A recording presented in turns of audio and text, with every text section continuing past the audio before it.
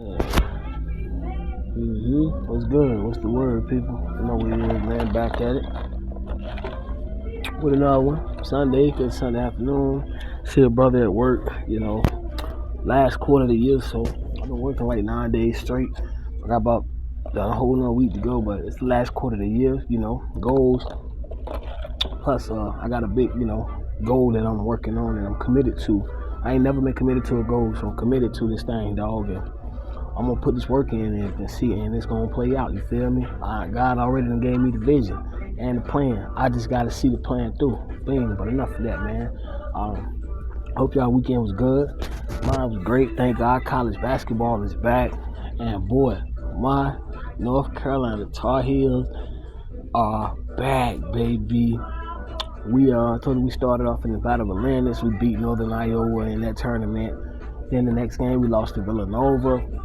It was only 83-81 in OT. And Harrison Ingram, which is our best all-around player to me and our second leading scorer, and Elliot Cadeau, which is the quarterback of the offense, the point guard, they both fired out, and we still lost 83-81. So I could see that game, and it was a physical game. You know me, I mean, it was bad calls, but man, that bad call shit worked either way. I seen some crucial calls, but I never blame the rest. You know what I'm saying? Because ever since I was a little kid playing sports, especially in high school, you know what I'm saying? My high school coaches always tell us, make sure that you locked in and you focus 125%, not just 100, to do your job and to the best of their ability, and never take a play off, because you never want to put a game in a ref's hand. But my boys, last year, I think they would have folded, or especially when they started getting out physical. But when Villanova came and punched us in the chest, like, shit, we'll punch you back in your chest. Excuse my French, but I keep telling y'all, man, that soft shit ain't going this year. I see Harrison Ingram and Cormac Ryan. Cormac Ryan seen grad transfer from Notre Dame. Harrison Ingram is a sophomore or junior. He transferred from Stanford. He's originally from Charlotte. He wanted to go to Carolina coming out of high school. They was on him bad, but the roster was full up. We had Love and RJ and DeMarco Dunn, you know what I'm saying, and Ant Harris. It was just basically he wasn't, it was too many guards. The same reason Simeon Witcher decided to back out of his commitment and go to St. John's. I understand that, you feel me? But Harrison Ingram and Cormac Ryan, bro, they brought something to this team, and I was waiting to speak on it. I was waiting to see it consistently. I seen in the Villanova game with the way we fought back. The Arkansas game, we came back the next day and beat them by 15 points. Then that Tennessee game taught me a lot, because as you know, Coach Hubert Davis' first year when we played Tennessee on a big stage, we got slaughtered, bro. We lost by like 22 or 23 points. Hell, maybe 24 to Tennessee, and never fought back. You know what I'm saying? They never brought the fight. And that Arkansas game, man, from start to finish, I said, damn, we came out bringing a fight. They look different. Intensity look different on a defensive standpoint from what I've seen in Carolina since 2018, bro. And that's why I say that to say this, bro.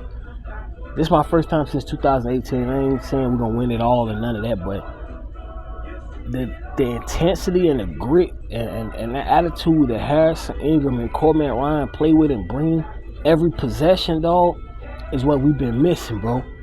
Like, and that's from the start of the season to now. We're 7-1, 8 games in.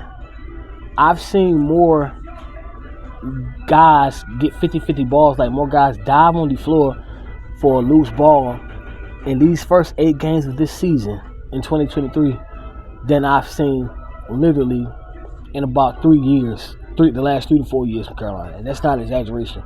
So that lets me know that the energy that Harrison Ingram and Cormac Ryan bringing and playing with is contagious. It's spilling over to everybody. You know what I'm saying? Like I love it, man. You know what I'm saying? That's why I tell people, talent doesn't always guarantee a win. You know what I'm saying? And they asked RJ Davis a question in this post-game interview after we beat Florida State the other day. I'm speaking on that game too, but and he was, I guess, they asked, about how, you focus and don't think about last year. He was like, man, look, last year happened. I can't control that, but that's last year. It happened. It's over. This year, we a new team, and we on a mission. That's all I wanted to hear. You know what I'm saying? The past is the past. Yeah, we flopped amazing last year. When it's dead, I'm glad it's last year, because I'm about to be laughing a lot this year, because they won't rank number 1. But I told my boy Scott, my broski, Oh man, we'll never do what y'all did. Y'all with the one unranked, bruh. That's how I know I really be in tune with the game of basketball. Duke was picked. They was ranked like number 2 or 3 when the first polls were released, and a lot of analysts on national standpoints picked them to win it all. I said we gotta give it time. You know what I'm saying? So I said last year with Duke. You know what I'm saying? Like I seen Duke didn't lose to Tennessee in the tournament because of talent, bro. They lost to Tennessee from what I seen when Tennessee, you know what I'm saying, start hit them in the chest, and they looked at like we looked at all last year. Instead of getting able to fight back in the chest and hitting back, they caved in and collapsed and back down. They didn't want to fight. See, Duke, I get this. If Duke can't run on you, if they ain't a better team talent-wise than you, and they got to fight, I don't think they in for a fight. And that reason alone, I think it's going to be a long year for them. I think they're still going to be competitive, bro. They got too much talent. And they're going to be legit. But I don't think they're going to be the Duke teams of the past. And that's even more than better for me. But, yeah, man. So we beat Florida State 78-70, man. First half, bro, we was down literally, what was the first half down? I think in the second half, we went down by 14. And I said another thing I seen from this team. They, like, you know, the camera looking at each player, you know, face expression and body language. I didn't see the quit or the fold or nobody threw the towel in. Like, they were so cool, calm, and collective. And when Coach Davis made that adjustment to go to that press, that full court press defense, it does something to Florida State. See, a lot of teams never seen us run the press. And it made me realize the Tennessee game with Florida State, too. I said it was a test. People, if I tell that ranking shit is bullshit, bro, it don't mean nothing. Florida State isn't a ranked team, but they 4-3 now, but they will have 4 wins and 3 losses. But, bro, they got some athletes and some big dudes, bro. Like, everybody from position 1 through 5 is at least like 6'5", 6'6" or better, bro. So they long and very athletic. And at the second half, man, we went on a 22-0 scoring run, bro. And to seal the deal, man, R.J. Davis is averaging 27 points per game the last 4 games for the season, and through 8 games, he's averaging about right at 5 assists and like 3 steals, I think, or something like that. But his stat line is crazy. But the engine that makes the key to the engine that makes the Ferrari go is Mr. Elliot Cadeau, man. Elliot different, bro. Like, for real. Everybody, you know, looking already, man, can't wait next year, you know, to see him and Ian Jackson and Jake Powell play together. Let me tell y'all something, bro.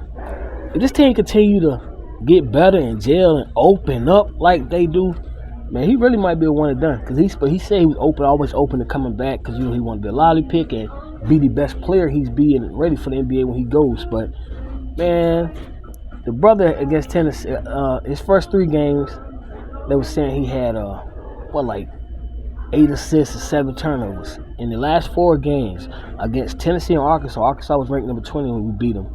Florida State, like I say, legit competition, bro. This man has 21 assists and 1 turnover in 4 games, bro. And you just see something that you haven't seen in Carolina in the last 3 to 4 years, man. Like, I will never take a shot at Caleb Love, bro. Like, Caleb goes in history, dog. Like, you know what I'm saying? When I get my crib situated and right, you know what I'm saying, my boy Caleb, he's going to be a big post on my wall because he hit like the second most important shot in Carolina history in the Final Four game against Duke. But I never stood on knock on him. But I told people, you can ask my homies, it's Duke fans, and we always talk. You know what I'm saying? My boy Frizzo, my boy Scott, my boy Mister. We always talk. You know, I could talk to them 3 because, you know, they reasonable Duke fans. They ain't, you know what I'm saying? But I always said this, bro. I said him and RJ, you know, they had their run, but that run was only about a 6-week run. Like the majority of their career, and both of them are good-ass players, bro. But they can't play together, bro, because they both need the ball. Like neither one is a true point guard. And you see that, man. When RJ just can focus on scoring, man, he is killing it, bro.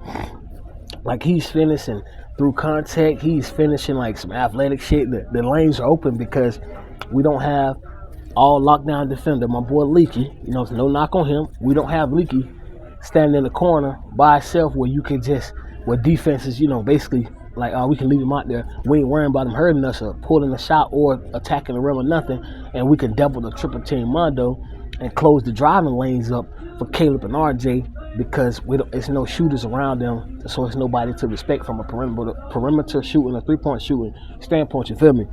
But man, this year when you got Elliott at point, he's dangerous. He can beat you off the dribble and attack.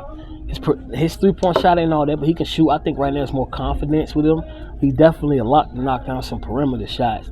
You got Cormac that can give you, that can light it up from 3 at any time. RJ, Harrison Ingram, and like I say, Elliott. Those are 4 people, 3 really. RJ, Cormac, and Ingram, from a 3-point standpoint, those are 3 people that you have to be always accounted for where they are on the basketball court from a defensive opposing team standpoint, dog. Like, you got to in your game plan. You got to, like, you can't do like you've done in the last years. And you know, if Ingram will go to the corner post up, I guarantee you're gonna see a defender all over him. Whereas when Leaky was there, he'd be out there alone on the island. When they get him the ball, half the time he didn't want to take it because, you know, that's not his thing. You know what I'm saying? But we different. My Tar Heels are back. You know what I'm saying? And when it comes to the Blue Devils, me personally, I'm going to say this. I think they're overrated. You know what I'm saying? And I think, just like last year, and everybody was sitting there watching the selection Sunday, is Carolina going to get in? You probably won't find a bigger Carolina fan. And I'm like, for what? We don't deserve to be in. I'm big on that. I don't care about the history of our program, what we've done, what we deserve. And I definitely know for a fact Duke going to get better as the season progresses. Coach John Schneider is in his damn second year. You know what I'm saying? That's all. Just like I was telling about Coach Davis. You know what I'm saying? He caught fire at the right time, but going into year 2, teams figure you out, adjust to you. You know what I'm saying? So you got to learn. You know what I'm saying? And I think last year, Coach Davis learned a lot. You know what I'm saying? So I think Coach John Schneider is going to learn a lot in his second year. And we'll see how it play out. Never look past them. Never count them out because they got too much talent. They got ballers. But I was telling my boys on the phone earlier, he's a Duke fan. I said, man, I go back and watch all the college basketball games. That's literally my favorite sport. And I said, man, what I seen from Duke offense last night reminded me a lot of Carolina last year, bro. Like Mark Mitchell, like, you know how many possessions? It's damn near like, he didn't start like getting aggressive or trying to get downhill or post up and attack the rim until like under 10 minutes in the second half. Every possession up until the end, it was running down. He did the same thing. Same thing Leaky would do last year. He would run and set right up in the corner, and the defense dragging off of him because he's not a respected shooter, or he's not a good catch the ball, put the ball on the guy, get to the rim guy. You feel me? He's a more, let me get the ball down here about 10, 15 feet away. I could put it on the ground a few times, but I could probably body a little somebody. But yeah, man, Duke, they don't have, you know, they look small too. Flip looks like he went on a tremendous veggie diet or something. He looks very small, so it's going to be great for college basketball. Definitely. My Tar Heels back. It's going to be a good year. And we keep trending upwards, barring injury. And I don't see a sense of arrogance from this group. We got a big test with Kentucky coming in Tuesday. I'm ready to see these rankings tomorrow. Tennessee was number 10. We beat them. And we was literally up at one time at like 24, 26. So I seen what we can do. But I actually seen, you know, that we can go through some slouts and some drops. But that's basketball game. It's a game of runs. And I seen, like I said, my Tar Heels sucking it up, man. So we back. College basketball back. Shout out to the NCAA. Now, to the back burner of the pro team that takes a back seat to Pee Wee League teams, my Washington Commanders.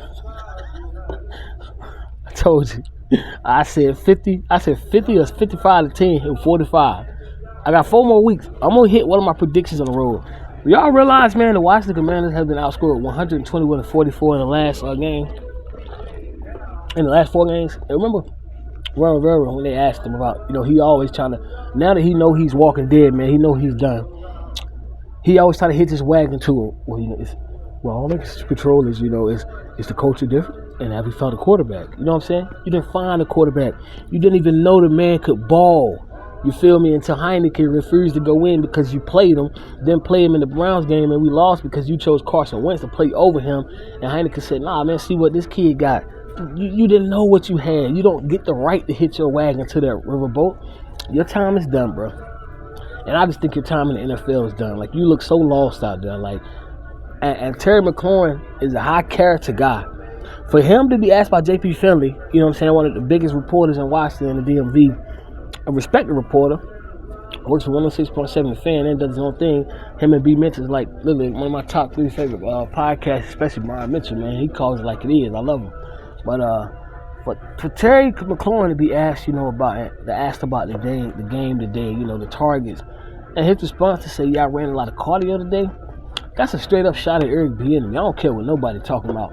And I just seen the body language. I said this after the Giants game. I said the players checked out on this guy, on Ron Rivera. Like, they threw the towel in. Like, we'll show up because we got to actually get our check. But they don't believe in this guy. They don't believe in what he's preaching. They don't believe in this BS 2014-15 scheme. But I'm glad we got an ass whoop. I don't know if we got the Rams next week or the Niners. We got the Jets coming up, Niners, Rams, and Cowboys. Should be 4 more losses. We'll be 4-13. In that process, I'm a real fan, so I'm pulling for the Bears because I'm trying to pick them a 3 overall. That's the only thing we look at it. They be like, "Man, you're not a real fan." I'm a fan of what? I've been a fan of this pathetic shit for 30. I'm 33 years old. I've never even seen them win 2 playoff games in my life. Think about that. So yeah, I want them to lose and suck bad. So that means that really signifies that Ron Rivera is the hell out of there. And a lot of people saying our openings should be one of the most attractive ones this offseason. So yeah, you want them to lose and get the best draft position. Because we still got talent in the building. I just don't think that they were really being led and coached the right way. Like that move to fire Jack Del Rio. I don't know if it came from Mr. Josh Harris or what. But I mean, I'm glad he fired. But me and like everybody else, like, for what, Ron? Now you want to fire him with 5 games left. You should have fired the man after the Bears lost, especially after the Giants, that second loss. But you didn't, because that's your boy. You didn't make no adjustments, none. And now I mean, you see what it is. The players gave it up, they threw the towel in, and I don't blame them. I'm not a quitter, but I would quit on him too. Like, this dude has 1 winning season in the last 9 years, bro. And that was when he lucked up in drafting Superman, Cam Newton, Luke Kuechly, Thomas Davis, and Sean McDermott as his DC, which you see the success McDermott's having as a head coach in Buffalo.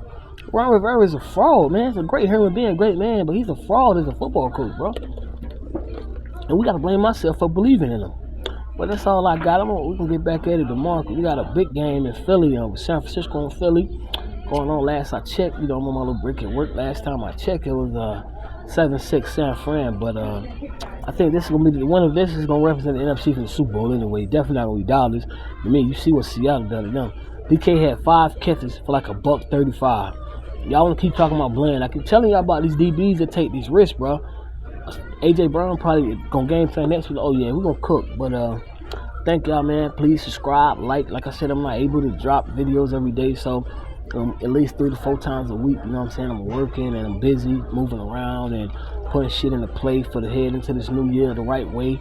And yeah, man, we're gonna be strong. We're gonna keep going. We ain't giving up. You know what I'm saying? Loyal to yourself. Just love yourself, and everything else will fall in place.